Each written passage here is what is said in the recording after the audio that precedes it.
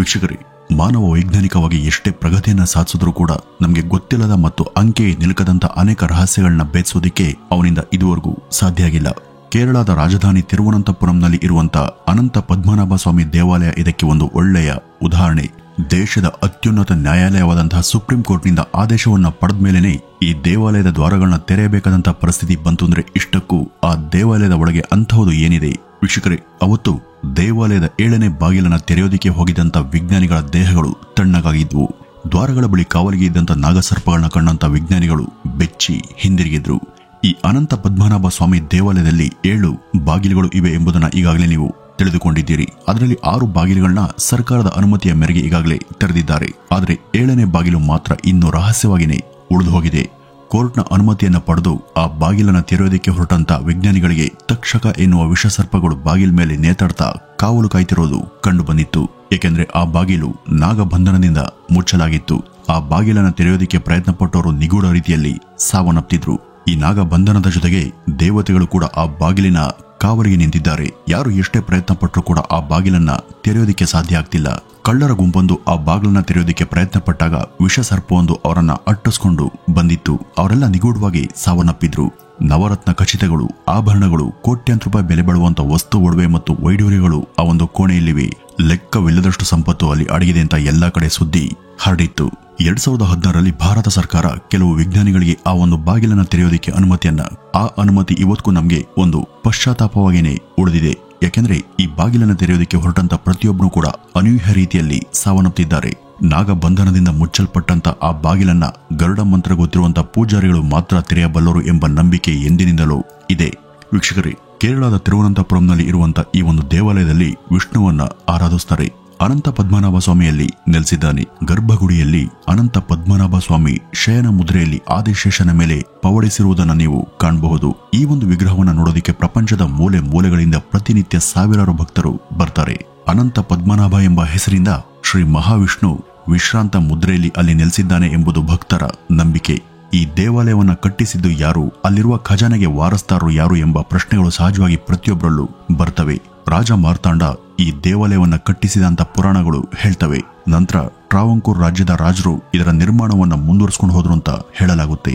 ಇದರ ಕುರುಹುಗಳು ನಮಗೆ 9ನೇ ಶತಮಾನದ ಪುರಾಣಗಳಲ್ಲೂ ಕೂಡ ಸಿಗ್ತವೆ. ಅವರು ಸಂಪಾದಿಸಿದಂತ ಪ್ರತಿಯೊಂದನ್ನು ಕೂಡ ಅವರು ಅನಂತ ಪದ್ಮನಾಭ ಸ್ವಾಮಿಗೆ ಸಮರ್ಪಿಸಿಕೊಂಡಿದ್ದಾರೆ. ಅವರ ಸಕಲ ಐಶ್ವರ್ಯಗಳು ಕೂಡ ಆ ಒಂದು 7ನೇ ಕೋಣೆಯಲ್ಲಿ ಇದೆ. ಗರ್ಭಗುಡಿಯ ಕೆಳಗೆ 7 ಸುರಂಗ ಕೋಣೆಗಳನ್ನ ನಿರ್ಮಿಸಿ 6 ಕೋಣೆಗಳಿಗೆ ತಲಾ 2 ಬೀಗಗಳನ್ನ ಹಾಕಿಸಿದ್ದಾರೆ. ಆದರೆ 7ನೇ ಕೋಣೆಗೆ ಯಾವುದೇ ಬೀಗ ಹಾಕಿರೋದಿಲ್ಲ. 2 ಸರ್ಪಗಳು ಬಾಗಿಲಿನ ಮೇಲೆ ಇರುವಂತೆ ಕಾಣುತ್ತೆ. ಯಾರಾದರೂ ಈ ಒಂದು ಬಾಗಿಲನ್ನ ಮುಟ್ಟಿದ್ರೆ ಅವರ ಸಾವು ಖಂಡಿತ ಸರ್ಪದಿಂದನೇ ಆಗುತ್ತೆ ಅಂತ ಹೇಳಲಾಗುತ್ತೆ. ಖಜಾನೆ ಎಲ್ಲ 7ನೇ ಕೋಣೆಯಲ್ಲಿ ಇದೆ ಅಂತ ನಂಬದಂತ ಕಳ್ಳರು ಅದರ ಬಾಗಿಲನ್ನ ತೆರೆಯೋದಿಕ್ಕೆ ಹರಸಾಹಸ ಪಟ್ಟಿದ್ರು. ಆದ್ರೆ ಅವರೆಲ್ಲ ಏನೋ ಒಂದು ಕಾರಣಗಳಿಂದ ಸಾಯ್ತಿದ್ರು, ಇಲ್ಲಾಂದ್ರೆ ಓಡ್ ಹೋಗ್ತಿದ್ರು. 2016ರಲ್ಲಿ ಸುಂದರ್ ರಾಜನ್ ಎಂಬ ಒಬ್ಬ IPS ಅಧಿಕಾರಿ ಸುಪ್ರೀಂ ಕೋರ್ಟ್ನಲ್ಲಿ ದಾವೆಯನ್ನ ಹೂಡಿ ಈ ಖಜಾನೆಯನ್ನ ತೆರೆಸುವಂತ ವಿಶ್ವ ಪ್ರಯತ್ನವನ್ನ ಮಾಡಿದ್ರು. ಕೋರ್ಟ್ ಕೂಡ 7 ಸದಸ್ಯರ ಒಂದು ನ್ಯಾಯಮಂಡಳಿಯನ್ನ ರಚಿಸಿತ್ತು. ಆದರೆ ತಿರುವನಂತಪುರದ ಜನರೆಲ್ಲ ಸರ್ಕಾರದ ಅನುಮತಿಯನ್ನ ಲೆಕ್ಕಿಸದೆ ಆ ಕೋಣೆಯ ಬಾಗಿಲನ್ನ ತೆರೆಯೋದಿಕ್ಕೆ ಬಿಡೋದಿಲ್ಲ ಅಂತ ಪಟ್ಟು ಹಿಡಿದ್ರು. ಕೋಣೆಯ ಬಾಗಿಲನ್ನ ತೆರೆದರೆ ಪ್ರಪಂಚ ವಿನಾಶವಾಗುತ್ತೆ, ಹಾಗಾಗೋದಿಕ್ಕೆ ನಾವು ಬಿಡೋದಿಲ್ಲ ಅಂತ ನಿರ್ಧರಿಸಿದ್ರು. ಒಂದು ಹೆಜ್ಜೆ ಮುಂದೆ ಹೋದಂತ ಸುಪ್ರೀಂ ಕೋರ್ಟ್ ಆ ಬಾಗಿಲನ್ನ ತೆರೆಸುವಂತ ದೃಢ ನಿರ್ಧಾರವನ್ನ ತೆಗೆದುಕೊಂಡಿತ್ತು. ಸುಪ್ರೀಂ ಕೋರ್ಟ್ ರಚನೆ ಮಾಡದಂತ ಕಮಿಟಿಯಲ್ಲಿ IPS ಅಧಿಕಾರಿಗಳು, ಕೆಲ ವಿಜ್ಞಾನಿಗಳು, ಜಿಲ್ಲಾಧಿಕಾರಿಗಳು ಮತ್ತು ಪಬ್ಲಿಕ್ ಪ್ರಾಸಿಕ್ಯೂಟರ್ಗಳು ಕೂಡ ಇದ್ರು. ದೇವಾಲಯದ 6 ಕೋಣೆಗಳ ಬಾಗಿಲುಗಳನ್ನ ತೆರೆದಂತ ಅವರಿಗೆ ಅಲ್ಲಿದ್ದ ಸಿರಿ ಸಂಪತ್ತನ್ನ ನೋಡಿ ಗಾರ ಬಡಿದಂತಾಗಿತ್ತು. 6 ಕೋಣೆಗಳಲ್ಲಿದ್ದಂತ ಕೋಟ್ಯಾಂತರ ರೂಪಾಯಿ ಬೆಲೆ ಬಾಳುವಂತ ಒಡವೆಗಳು, ಮುತ್ತು ರತ್ನ, ಪಚ್ಚೆ, ಚಿನ್ನ, ವಜ್ರ, ವೈಡೂರ್ಯಗಳನ್ನ ಒಮ್ಮೆಲೆ ನೋಡಿದವರು ಆಶ್ಚರ್ಯಚಕಿತರಾಗಿದ್ರು. ನಂತರ ಅವರು 7ನೇ ಕೋಣೆಯ ಕಡೆಗೆ ಹೋಗ್ತಾರೆ. 6 ಕೋಣೆಗಳಲ್ಲಿ ಇಷ್ಟು ಸಂಪತ್ತಿದ್ರೆ ಇನ್ನು 7ನೇ ಕೋಣೆಯಲ್ಲಿ ಏನಿರಬಹುದು ಅಂತ ಆಲೋಚನೆ ಮಾಡ್ತಾ ಪ್ರತಿಯೊಬ್ಬರು ಮುಂದೆ ಸಾಕ್ತಾರೆ. 7ನೇ ಕೋಣೆಯ ಬಳಿ ಬಂದಂತ ಅವ್ರಿಗೆ ಬಾಗಿಲಿಗೆ ಬೀಗ ಇಲ್ದಿರೋದು ಕಾಣಿಸುತ್ತೆ.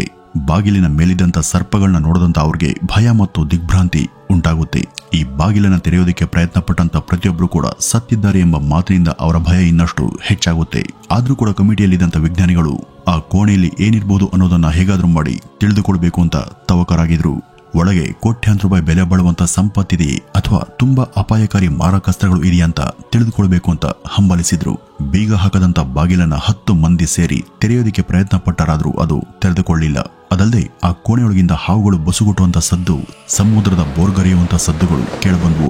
ಈ ಕೋಣೆಗೆ ತಲುಪುವಂತ ಇನ್ನೊಂದು ದಾರಿ ಅರಬ್ಬಿ ಸಮುದ್ರದ ಮಧ್ಯದಿಂದ ಇದೆ ಎಂಬ ನಂಬಿಕೆ ಕೂಡ ಇದೆ.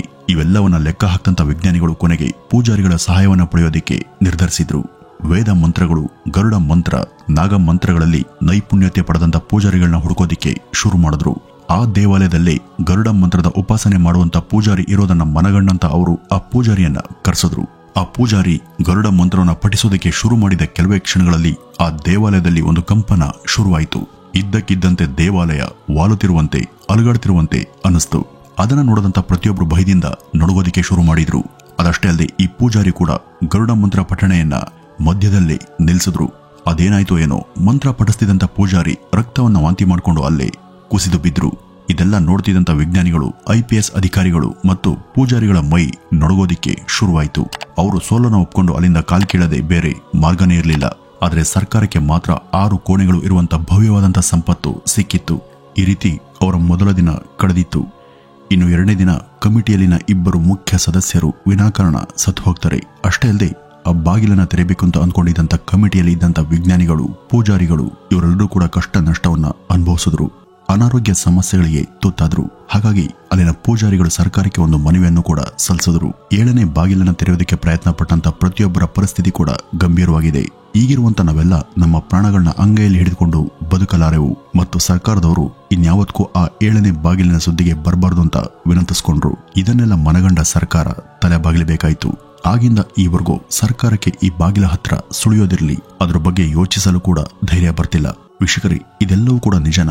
ಈ 7ನೇ ಬಾಗಿಲನ್ನ ತೆರೆಸುವಂತ ಬಗ್ಗೆ ಪಿಟಿಷನ್ ಹಾಕಿದಂತ IPS ಅಧಿಕಾರಿ ಸುಂದರರಾಜನ್ ಕೂಡ ಅನಾರೋಗ್ಯಕ್ಕೆ ತುತ್ತಾಗಿ ತುಂಬಾ ದಯನೀಯ ಸ್ಥಿತಿಯಲ್ಲಿ ಸಾವನ್ನಪ್ಪಿದ್ದು ಕೂಡ ಎಲ್ಲರನ್ನ ಆಶ್ಚರ್ಯಚಕಿತರನ್ನಾಗಿಸಿತ್ತು.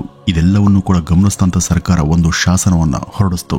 ಯಾರೇ ಆಗ್ಲಿ ಯಾವುದೇ ಕಾರಣಕ್ಕಾದ್ರೂ ಆ 7ನೇ ಬಾಗಿಲನ್ನ ತೆರೆಯುವಂತ ಪ್ರಯತ್ನ ಮಾಡಿದ್ರೆ ಅವರಿಗೆ ಕಠಿಣ ಶಿಕ್ಷೆಯನ್ನ ಕೊಡಲಾಗುವುದು ಮತ್ತು ಅದಕ್ಕೆ ಅವರೇ ಸಂಪೂರ್ಣ ಜವಾಬ್ದಾರಾಗಿರ್ತಾರೆ ಅಂತ ಆ ಒಂದು ಶಾಸನದಲ್ಲಿ ಉಲ್ಲೇಖ ಮಾಡಿದ್ರು. ವೀಕ್ಷಕರೇ, ಈ ತಿರುವನಂತಪುರ ಒಂದು ಹಾವಿನ ಹೆಸರಲ್ಲಿ ನಿರ್ಮಾಣವಾದಂತಹ ಪಟ್ಟಣ. ಅನಂತ ನಾಗನೇ ಆ ಕೋಣೆಯನ್ನ, ಅದರ ಬಾಗಿಲನ್ನ ರಕ್ಷಿಸ್ತಾನೆ ಎಂಬುದು ಇಲ್ಲಿನ ಜನರ ಪ್ರತೀತಿ. ಇನ್ನು ಈ ದೇವಾಲಯದ ವಿಷಯಕ್ಕೆ ಬಂದ್ರೆ ಸಂಪೂರ್ಣವಾಗಿ ಬಂಗಾರದಿಂದ ಮಾಡಿರುವಂತಹ ಸ್ತಂಭವನ್ನ ಇಲ್ಲಿ ನಾವು ಕಾಣಬಹುದು. ದೇವಾಲಯದ 4 ಕಡೆಯಲ್ಲೂ ಕೂಡ ಅನೇಕ ಸ್ತಂಭಗಳು ಅಂದವಾದಂತಹ ಪ್ರತಿಮೆಗಳಿಂದ ಕೂಡಿ ನಮ್ಮ ಮೈ ಮನಗಳನ್ನ ಪುಳಕಿತಗೊಳಿಸುತ್ತೆ. ಇನ್ನು ಇಲ್ಲಿನ ಆರಾಧ್ಯ ದೈವವಾದಂತಹ ಶಯನ ಮುದ್ರೆಯಲ್ಲಿರುವಂತಹ ವಿಷ್ಣುವನ್ನ ನಾವು 3 ದ್ವಾರಗಳಿಂದಲೂ ಕೂಡ ಕಣ್ತುಂಬಿಸಿಕೊಳ್ಳಬಹುದು. ಮೊದಲನೇ ದ್ವಾರದಲ್ಲಿ ಮಲಗಿರುವಂತ ವಿಷ್ಣುವಿನ ಶಿರಸ್ಸನ್ನ, ಮಧ್ಯದ್ವಾರದಿಂದ ನಾಭಿಯನ್ನ, ಕೊನೆಯ ದ್ವಾರದಿಂದ ಸ್ವಾಮಿಯ ಪಾದಗಳ ದರ್ಶನ ಭಾಗ್ಯವನ್ನು ಪಡೆದು ಧನ್ಯರಾಗ್ತಾರೆ. ಹಾಗಾದ್ರೆ ಇಲ್ಲಿರುವಂತ 7ನೇ ಕೋಣೆಯ ಬಾಗಿಲನ್ನ ತೆರೆಯೋದಿಕ್ಕೆ ಸಾಧ್ಯತೆಗಳಿದೆಯಾ? ಈ ಪ್ರಶ್ನೆಗೆ ಯಾರು ಉತ್ತರ ಕೊಡಬಲ್ಲರು ಎಂಬುದು ನಮಗೂ ಕೂಡ ಆಶ್ಚರ್ಯದ ವಿಷಯನೇ. ಬೀಗವೇ ಇಲ್ಲದಂತ ಈ ಬಾಗಿಲನ್ನ ತೆರೆಯೋದು ಸದ್ಯಕ್ಕೆ ಅಸಾಧ್ಯ ಅಂತ ಅನ್ಸುತ್ತೆ. 14ನೇ ಶತಮಾನದಲ್ಲಿ ಸಿದ್ಧ ಪುರುಷರಾದಂತ ತಪಸ್ವಿಯೊಬ್ಬರು ನಾಗಮಂತ್ರವನ್ನ ಜಪಿಸಿ ಈ ಬಾಗಿಲಿಗೆ ನಾಗಬಂಧನವನ್ನ ಹಾಕಿದ್ರು ಎಂಬ ಪ್ರತೀತಿ ಇದೆ. ಮತ್ತೆ ಅದೇ ಸಿದ್ಧ ಪುರುಷರು ಬಂದು ಗರುಡ ಮಂತ್ರವನ್ನ ಪಠಿಸಿದಾಗ ಬಾಗಿಲು ತಾಂತಾನೆ ತೆರೆದುಕೊಳ್ಳುತ್ತೆ ಅನ್ನುವ ನಂಬಿಕೆ ಇದೆ. ಒಂದ್ ವೇಳೆ ಬೇರೆ ಯಾರಾದ್ರೂ ಆ ಬಾಗಿಲನ್ನ ತೆರೆಯುವಂತ ಪ್ರಯತ್ನ ಮಾಡಿದ್ರೆ ಪ್ರಳಯ ಸಂಭವಿಸುತ್ತೆ. ಆ ವ್ಯಕ್ತಿಯು ಕೂಡ ಯಾವುದೋ ಕಾರಣದಿಂದ ಸಾವನ್ನಪ್ತಾರೆ ಅಂತ ಎಷ್ಟೋ ಸಂದರ್ಭಗಳಲ್ಲಿ ರುಜುವಾತಾಗಿದೆ. ಹಾಗಾಗಿ ಬಾಗಿಲನ್ನು ತೆರೆಯುವಂತ ಆ ಒಂದು ಶುಭ ಕ್ಷಣಕ್ಕಾಗಿ ನಾವು ಕಾಯುವುದನ್ನ ಬಿಟ್ಟು ಬೇರೆ ದಾರಿ ಇಲ್ಲ. ವೀಕ್ಷಕರೇ, ಇದಿಷ್ಟು ಇವತ್ತಿನ ಈ ಒಂದು ವಿಡಿಯೋದ ಮಾಹಿತಿ. ನಮಸ್ಕಾರ.